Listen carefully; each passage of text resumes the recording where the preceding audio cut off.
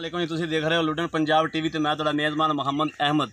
ਮੈਂ ਤੇ ਵੀਰਾਂ ਦੇ ਭਰਾਵਾਂ ਵਾਸਤੇ ਕੋਸ਼ਿਸ਼ ਕਰਨਾ ਰੋਜ਼ ਨਵੀਂ ਤੋਂ ਨਵੀਂ ਖੂਬਸੂਰਤ ਤੇ ਸੋਹਣੀ ਵੀਡੀਓ ਲੈ ਕੇ ਹਾਜ਼ਰ ਹਾਂ। ਅੱਜ ਵੀ ਵੀਰਾਂ ਦੇ ਭਰਾਵਾਂ ਵਾਸਤੇ ਖੂਬਸੂਰਤ ਤੇ ਸੋਹਣੀ ਵੀਡੀਓ ਲੈ ਕੇ ਹਾਜ਼ਰ ਹੋਇਆ। ਪਿਓਰ ਨੀਲੀ ਦੀ ਦਰਿਆ ਦੇ ਕੰਢੇ ਤੇ ਖਲੋ ਕੇ ਮੈਂ ਆਦੇ ਵੀਰਾਂ ਦੇ ਭਰਾਵਾਂ ਵਾਸਤੇ ਝੋਟੀ ਦੀ ਇੱਕ ਦੀ ਮੂਵੀ ਬਣਾਈ। ਮੇਰਾ ਕੈਮਰਾਮੈਨ ਸਾਹਿਬ ਤੁਹਾਨੂੰ ਜ਼ਰਾ ਤਸੱਲੀਆਂ ਕਰਾਉਂਦੇ ਨੇ ਝੋਟੀ ਦੀ। ਕੈਮਰਾਮੈਨ ਸਾਹਿਬ ਜ਼ਰਾ ਝੋਟੀ ਦੀ ਤਸੱਲੀਆਂ ਕਰਾਓ। ਪਿਓਰ ਨੀਲੀ ਦੀ ਝੋਟੀ ਆ बने जी, जरा तसलियाँ कराओ। हाँ जी गिठ गिठ ते थन लगे, मुठ पर थन लाटू रंग के थन ने जी, मुठ मुठ ते थन लगे, गिठ गिठ ते थन लगे मुठ पर। आ देखो जी सील ते साऊ जानवर, सील ते साऊ जानवर है जी, लाटू रंग के थन लगे ने, गिठ गिठ ते थन लगे ने। वाना मेरे वीरां दे भरावां दे सामने बरीक पूछल, आ देखो उंगल रंगी पूछल है, बरीक पूछल एक गड्डी दी वाज है मेरे भरावां नज़र आ रही। एक गड्डी दी झोटी है, छोटी वक्खी, आ देखो ना छोटी वक्खी, बरीक चमड़ी दी झोटी, लंबी धौन मेरे वीरां दे भरावां दे नज़रां दे सामने। धुनी कोटी तो पाक आ मत्थे छोटी थोड़ी चिट्टी है, अख काली,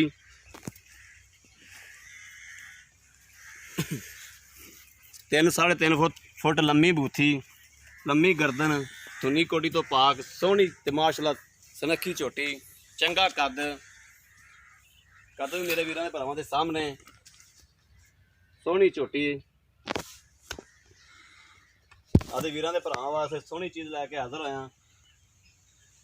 लैने देने मेरे वीरों नसीब ने, लेकिन चीज़ प्यारी है। कोई भी चीज़ मेरे वीरां दे भरावां तो अखां तो ओझल नहीं।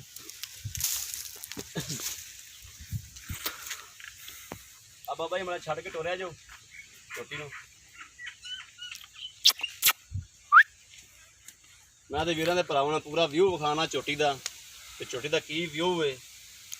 मेरे कैमरामैन साहब तुहानूं तसल्लियां करावणगे।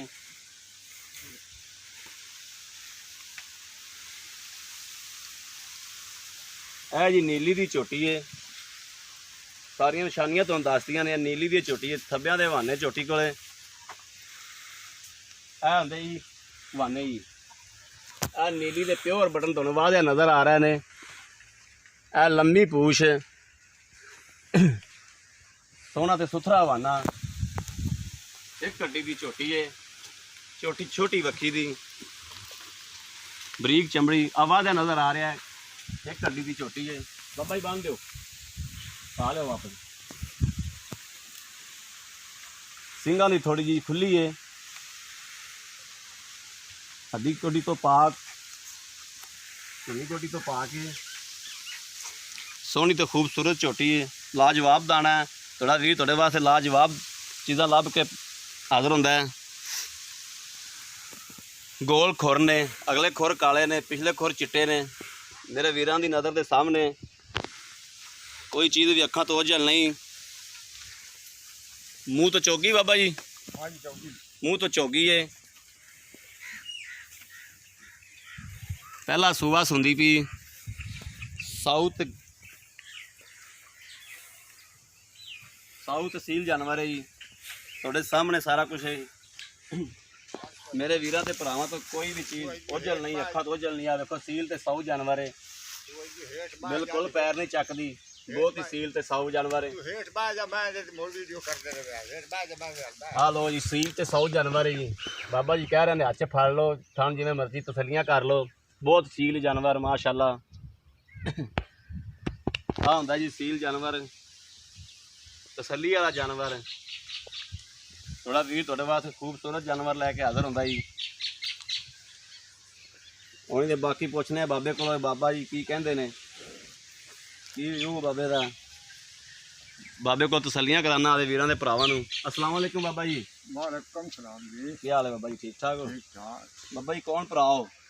जी मालड़ा बिरादरी नाल तलक रखते, मालड़ा बरादरी नाल बाबा जी तलक रखते हैं जी।